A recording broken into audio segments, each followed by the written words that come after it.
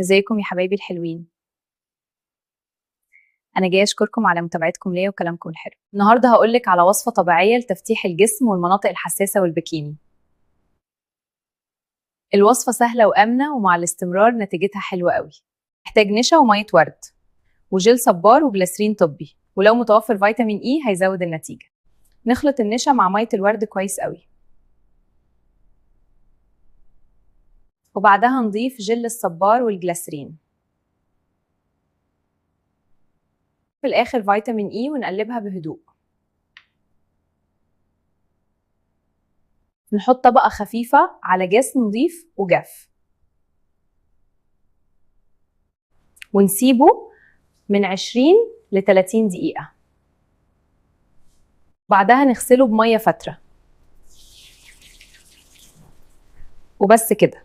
شوفوا بقى بنفسكم النتيجة قد ايه في فرق واضح. الوصفة دي تتعمل 3 مرات في الأسبوع، والنتيجة بتبان مع الاستمرار بعد كام أسبوع. مهم قوي نعمل اختبار حساسية الأول، ونبعد عن أي حاجة فيها ليمون أو حموضة. لو الوصفة عجبتك اعملي لايك واكتبي لي في الكومنتات تحبي تشوفي وصفة ايه بعد كده. ونشوفكم في فيديو جديد.